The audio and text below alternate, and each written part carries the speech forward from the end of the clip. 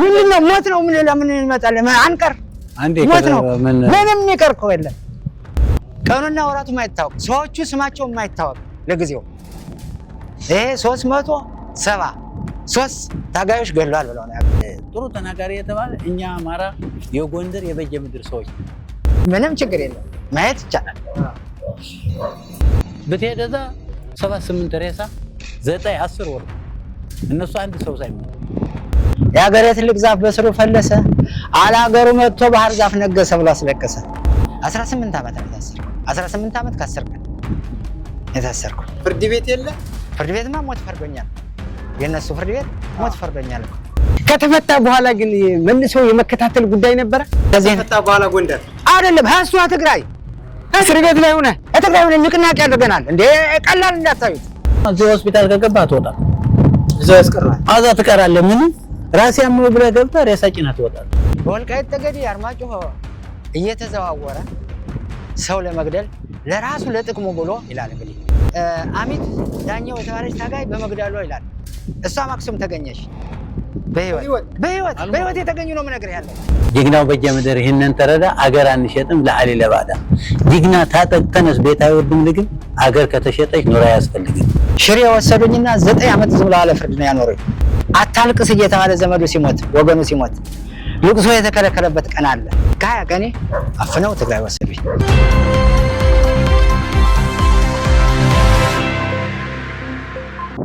ለምሳሌ እኔ ወጣው ጨረሻ በ78 ነው ምናምን ነው የወጣው ብዙ አልተቀመጥኩም አንድ አመት ተቀምጬ አባቴ እንዳትሞት ጥፋ ሱዳን ገባ ላይ እኔ ገባው ታራ ላይ አንድ አመቱ ላይ ግን እንዴት አየው በዋልከው ቁጥር ድል ነው ጠቅላላ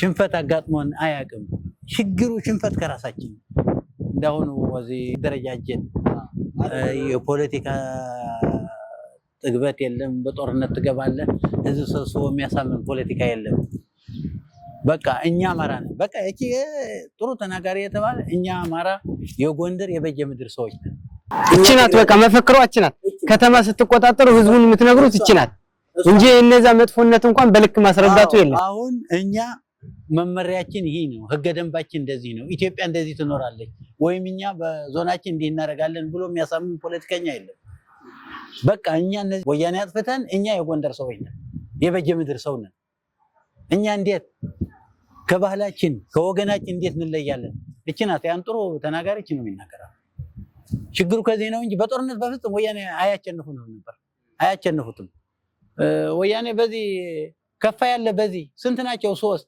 20 ሆነም በዚህ አይሄዱም 3 አሉ ከተባሉ በዚህ አይሄዱ ዙሮ በዚህ ነው ዙሮ የሚሄዱ በደንብ ነው የሚጨፈጭፏቸው በደንብ አሉ አሁን ከጦርነት በደንብ ይዋሉ እኔ እንኳን ብዙ ባልሳተፍ ብዙ አሉ እኛም ናይ ነበር ሲሮጡ ምን አዩ እዛ አግኝተው ከፋይ ማን ናቸው ዋ እና የማነ መተካይ ነሽም ያለማይ እከለ 3 4 ይሄ ሁሉ አዎ በተደዛ 78 ሬሳ 9 10 ወር እነሱ አንድ ሰው ሳይመን ከፋይ ድል ነበረው ወያኔው ደግሞ ክህደት ስለሆነ ስራቸው በጦርነት ድል የላቸው በክፋት ነው የሚንቀሳቀሱ ግን ይሄንን ሁሉ ያደረገ የከፋይ ትግል ለምንድን ነው ስሙ ገናና ሆኖ ያልወጣው አንድ ትግል ሲባል እኮ እንዳሁን የፖለቲካ ተጠሪ አዋጊ መኮንን ህዝብ ግንኙነት ዲፕሎማቲክ ምናምን የተማረ ሲኖርህ ነው ሊታወቅ የሚችለው እሱ አለመኖሩ ነው እሱ ነው አሁን ለምሳሌ አሁን በ2013 እቺ ሀገር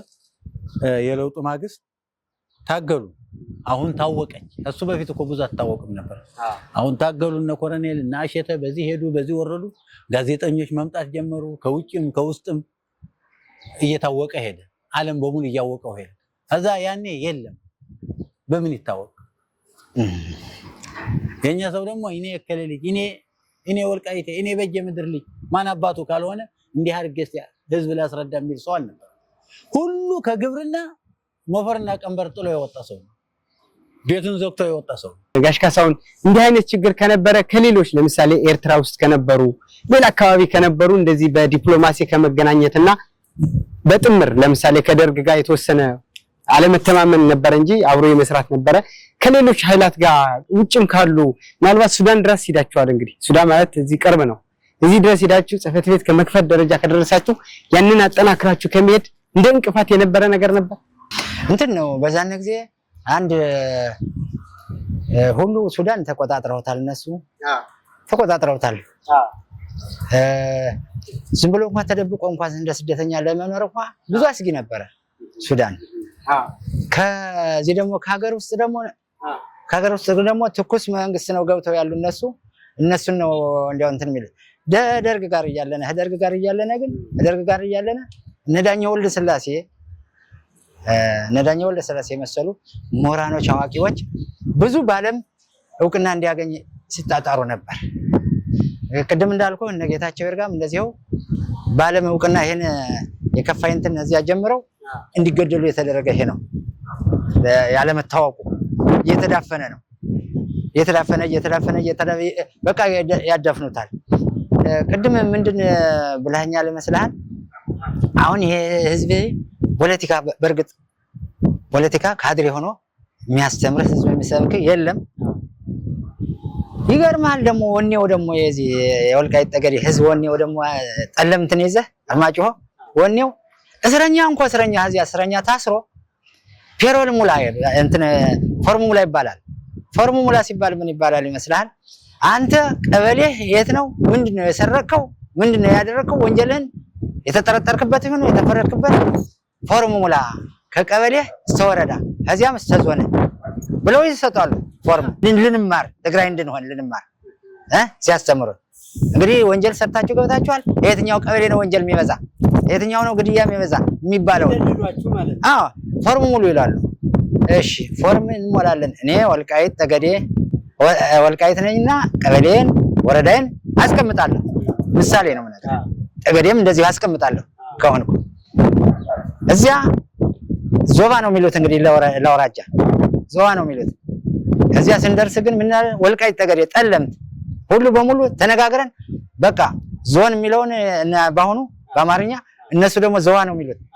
ሽሬ ነው የነበረ በዛን ጊዜ ምን እላቸዋለን? ዳባት እንላቸዋለን። ወገራ ይሄን ስንላቸው እንደገና ማን ነው ይሄን አድርጎ ያላችሁ ተብሎ ደግሞ ወደ ማን ደግሞ ትንሽ ወደኛ ያተኩራሉ። ያዘው ሲገመገም ይሰነብታል። ኖር ነው ያደረጋቸው። እኛማ እንግዲህ ትግሮች ናችሁ ሽሬ ነው የምትሉ አውራጃቸው ዘዋቸው ይሄ ማህራት ሰጥቷቸው ከገባነ በኋላ ታሰርነ በኋላ ይሄን ይላል። ያ ህዝብ ግን እዚያ ሆኖ ምንም እንትን አይላቸው። ማሰር ቤት ነው ይሄ ከሰር ቤት ነው መነገር ያለው ይሄ ያደርጋል። እዚያ መጨረሻው ትምህርት ተማሩ ደግሞ ይሉናል። እንማራለን ብለን ደግሞ ያወጡናል። ግዴታ ነው ከእስር ቤት ያወጡናል። ተማሩ ግዴታ እንባላለን። አራተኛ ክፍል ምን ያመጣሉ ደግሞ ይመስላል? ወልቃይት ጠገዴ ጠለምት ራያ የመሰለ ለም መሬት ይላል። በትግርኛ ነው ቃሉ ግን ለም መሬት የትግራይ መሳፍንት ለአማራ መሳፍንት ሽጠውት እውነት ነው ውሸት በል ይላል። እዚያ ሰሌዳው እዚያ እኔም የጠየቁበት ቀን አለ። የዛን ጊዜ ሁለት እግሬ እንዲህ ብሎ የታሰረን ሁለት እጄ እንዲህ አድርጌ ጠየቅኩትና እዚህ አድርጌ እዚህ ዝና ዘውዱ ይባላል እንዲያውም አሉ የነበሩ ሰንሰለት ታስረ እንዴት እንዲህ አድርጌ በቃ እንዲህ አድርጌ ነው መሰለኝ በሸንሸል ታስረ ግዴታ ነው። እዚያ እሺ ብዬ እጄን አወጣሁና ምን አልኩት?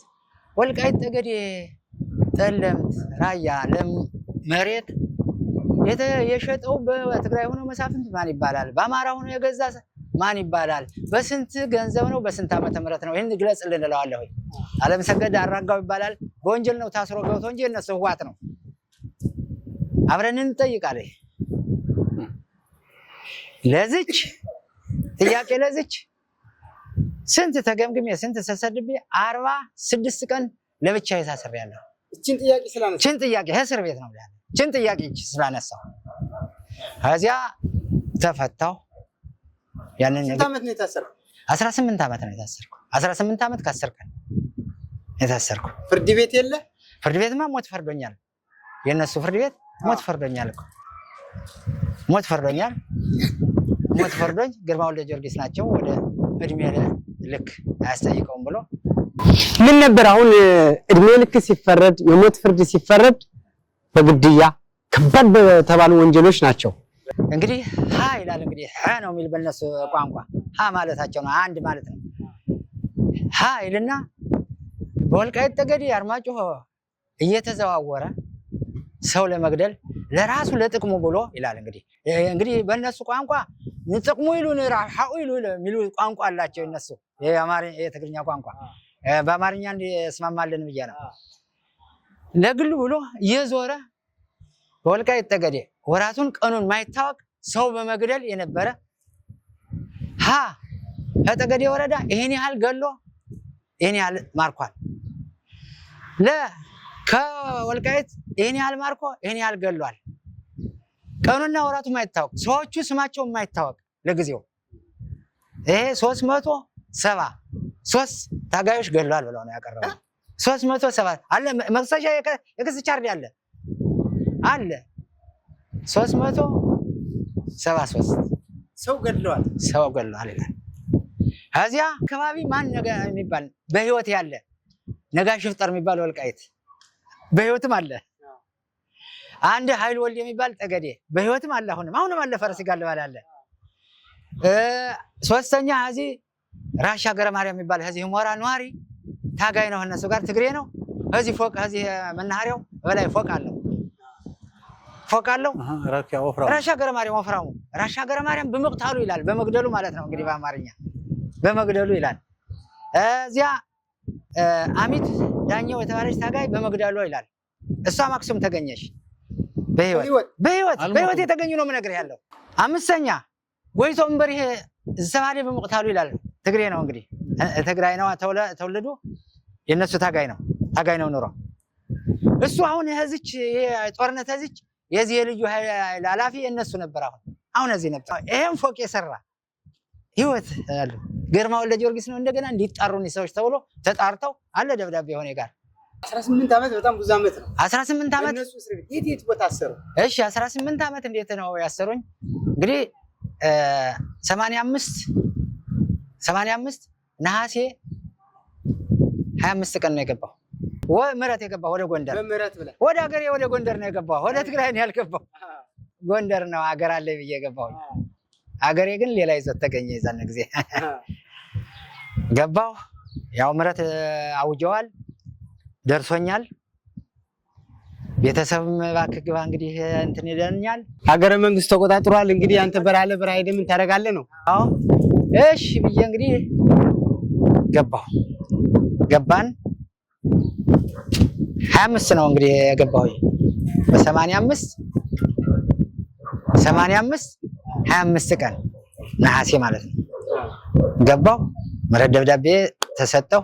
መትረየሱ ምናምን ሁሉ ቃ ተሰጠ። እዚያ ጎንደር ሰነበትኩኝ። ከመስከረም 11 ቀን ከ20 ቀኔ አፍነው ትግራይ ወሰዱኝ።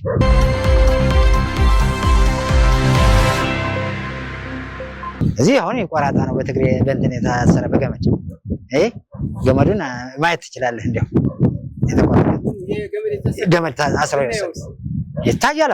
ማየት ይገባል። ምናልባት ለሚዲያው ምንም ችግር የለም፣ ማየት ይቻላል።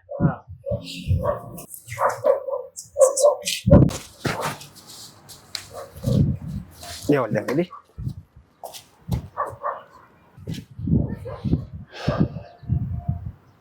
ይሄ ገመድ ነው።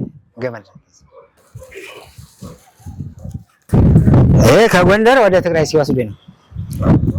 ይሄ ገመድ እንዲህ ወደ የፊት ይሄም አሁን አንዱ አይሰራም። እዚህ ይሄ ደክሟል። እዛን ጊዜ የታሰረው ያሳዝን ነገር አለ። ጓደኛዬ አብረው ታስሮ የሄደ ነጋ ስረስ የጎላ ወንድሜ እኔ ጋር ነው ምህረት የገባ። እኔ ጋር ነው ምህረት ገብቶ። የት አካባቢ ነው የነበራችሁ ምህረት? ጠገዴ ወልቃይት እዚህ ነበርና ኋላ ወደ ጎንደር ገባነ። ወደ ጎንደር እጃችን ሰጠን። እጃችን ሳይሆን በሽማግሌ ነው ተመርተን ይሄን ሁሉም ሰጠን። ቀን የጎንደር አማራ ነው ባዮሽ አሳልፈው ሰጡን። በስንት ዓመተ ምህረት ነው? በ86 መስከረም 11 ቀን ነሐሴ 25 ቀን ገብተን 20 ቀን ጎንደር ብቻና ምህረት ገብተናል። እንግዲህ ያው እንግዲህ ወደ አንድ ምን ሰራበት ወደ አንድ ልንጠፋ ብለን እያሰብን እያለን ተሻምተው ወሰዱን። ነጋ ስረሴ 5 ዓመት አስረው ገደሉት። እሱ ነጋ ስረሴ ጎላ ሁለታችንን አስረው የወሰዱ። እሱም ኋላ ሲያመው ከኒና ሰጥተው ነው የገደሉት። አሞት ልንመረምረህ ልንልህ ብለው ቴትራሳይክል የሚባል ሞልተው ሌላ መርዝ ሞልተው ሰጥተውት እሱ ደግሞ መድኃኒት ነው ብለው ወጣ። ልቡን ሽሬ እስር ቤት 18 ዓመት በጣም ብዙ ነው። ቅድም እንዳልኩት ብዙ እስር ቤት ወጣኛል ያስባለው። የት ቦታ ነው? አዎ እንግዲህ ሽሬ ወሰዱኝና 9 ዓመት ዝም ብለው አለ ፍርድ ነው ያኖሩኝ። ሽሬ ብቻ ቁጭ ብዬ እዚያ ሞት ፈረዱኝ። ሞት ፍርድ እዛው ሽሬ ነው የተባለው? አዎ ሽሬ ነው የሞት ፍርድ የተፈረደ። ሽሬ ሲፈርዱኝ ስንት ነው የነበረ ቀኑ? 95 ዓመተ ምህረት ሰኔ ወር ነው የፈረዱኝ ከ9 ዓመት በኋላ። እዚያ ደግሞ እንደገና ይግባይ ሲባል ወደዚያ ሲባል እስተገርማው ለጆሮስ ሲደርስ ሽሬ ወዴት ወሰዱኝ? ደግሞ ወደ መቀሌ ቆየሁ። ከመቀሌ ዝውውር ስንጠይቅ ቆይተን ዝውውርን ወደ ሀገራችን ወደ ጎንደር አፍነውን ቆዩን። አጋጣሚ ከውጭ የመጡ ሰዎች ነበሩ። በዛን ጊዜ በሚኒሊየም የሚባል አጋጣሚ በሀገራቸው ቢታሰሩ ምን አለ የሚል ጥያቄ እነሱም አቅርበው ነበሩ። በዛን ጊዜ በሰደናል ወደ ጎንደር ተዛወርኩና ጎንደር 1 ዓመት ከተኩል ታስሬ ተፈታሁኝ። እስር ቤቱ አሁን በማንነቱ ጉዳይ ማስፈራራት የማጥላላት ብዙ እሱ አይደል ስራው እኮ እሱ ነው። ባርኖስ ብለው ያወጡልን እኮ እሱ ነው። ባርኖስ ማለት ምንድነው? ለነሱ ባርኖስ ማለት ትል ያለ አይደል? ይሄ ሳር የሚበላ እህል ዘርተው የሚበላ እነሱን ደግሞ ቅድም እንደምንለው የነበርን ሲመጡ አንድ ጊዜ ነው የምንበላቸው። በእውነት ተበልተዋል። እነዚህ ትንሽ ማይተውልን እንደ ባርኖስ እኮ ፍጃ አደረጉን ብለው ነው ባርኖስ ብለው ያወጡልን። እዞም ባርኖስ እንግዲህ ከገባ አንድ ማይተው እኛም አንተውላቸው ይሄን ብለው ነው ያወጡት እነሱ።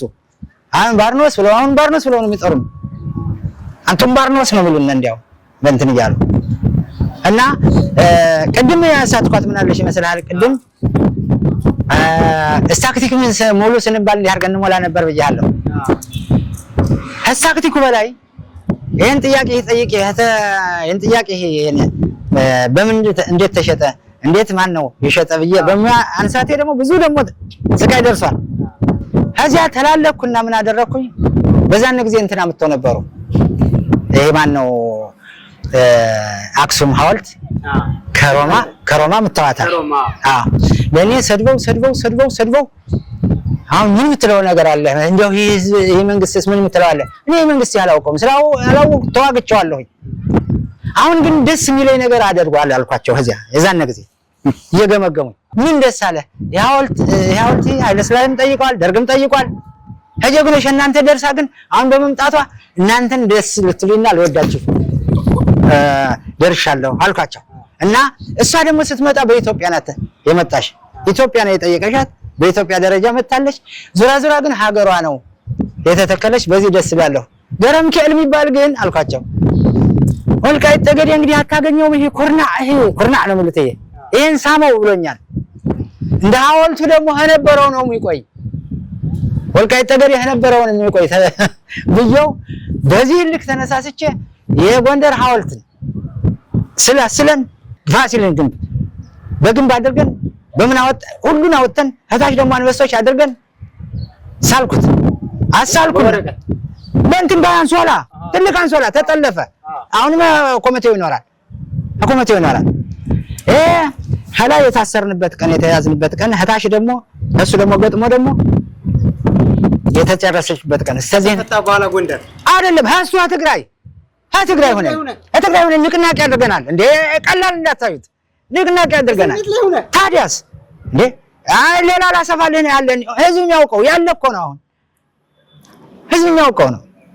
ከዚህ አሁን ጎንደር የአንበሶች ሀገር አንበሶች አለ አይደል ተሰሩ።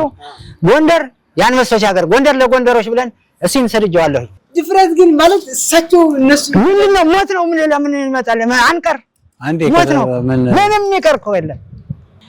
እነሱ እንደሚሞቱ አውቃለሁ፣ እንደማያቸው አውቃለሁ። ልቤ ነው ያስባል። እንግዲህ ወይም እንትንኛ አይደለም፣ ግን ምንም አይሰማኝም። የሚሰማኝ ምንድነው? ወንድሞቼ የፈጇቸው ወንድሞቼ ሳወሳ የሚሰማኝ የዛን ጊዜ ነው። የዛን ጊዜ ግን ልቆጣጠር አልችልም እና እስከዚህ ነው የነበረ ትግሉ። እዚያም ደግሞ ይሄ ማንነት ደግሞ የማንነት እኔ ከወጣሁ በኋላ እንግዲህ ልምጣልህ ብዬ ነው እና ዛኔ ልጅ አለ የሚባሉ ነቄስ ደሳለኝ ኃይሌ በርከት ያለ ጎንደር ይሄ ማንነት ይሄን አይቶ ነው የጀመረው። ይሄን አንሶላ ኃይሌ አንተ እዛ ከተፈታ በኋላ እኔና ተፈታው ይሄ አንሶላም ደግሞ አይተውታል። ደግሞ ከተፈታ በኋላ ግን መልሶ የመከታተል ጉዳይ ነበር። አንዴ የመከታተል ጉዳይ ስላለ እኮ ነው ወደ እንትኑ ማለት የሰራውን ስራውን ላሳየ በመንግስት የተረጋገጣለ ይሄ ማንነት።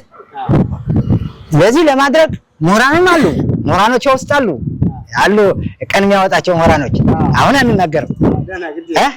የሚጽፉት እነሱ ናቸው። እንሰጣቸዋለን የነበረው ያለውን ችግር ያለውን የሀገራችን ችግር ግን እንሰጣቸዋለን። እነሱ ይጽፋሉ።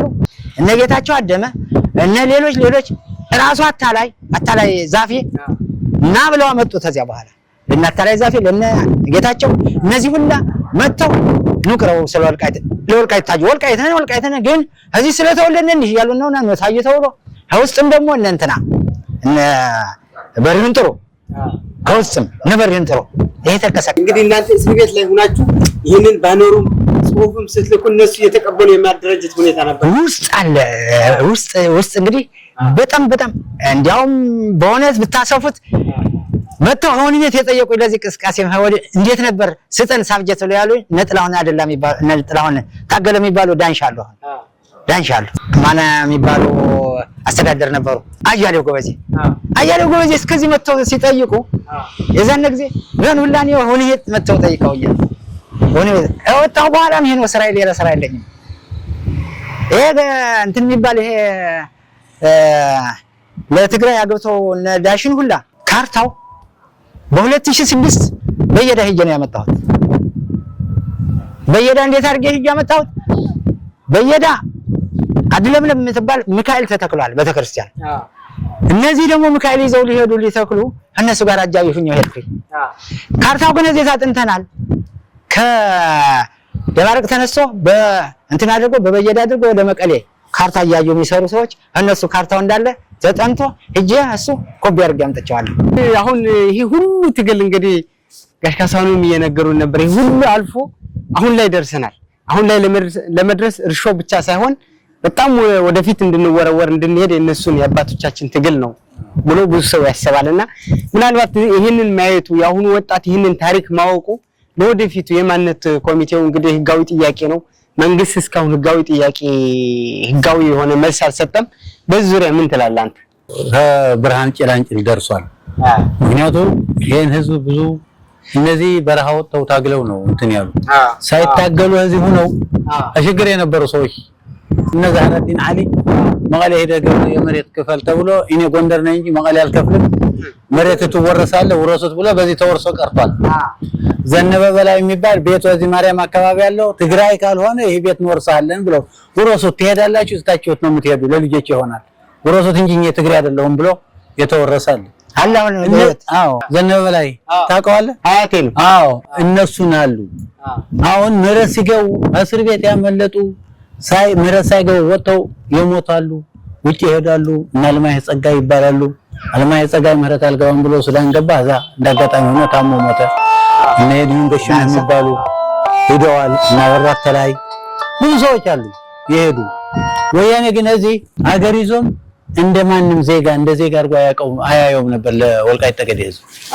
አሁን በተለይ ከ2008 ወባ ይዞ እዚህ ሆስፒታል የሚገባ ሰው አልነበረም። እዚህ ሀገር ተወላጅ ወባ ይዞ እንደምንም አድርገህ ከውጭ ብር ከፍለህ ካልሆነ እዚህ ሆስፒታል ከገባ አትወጣም። እዛው ያስቀራል። አዛ ትቀራለህ። ምን ራስ ያመው ብለህ ገብተህ ሬሳ ጭነህ ትወጣለህ።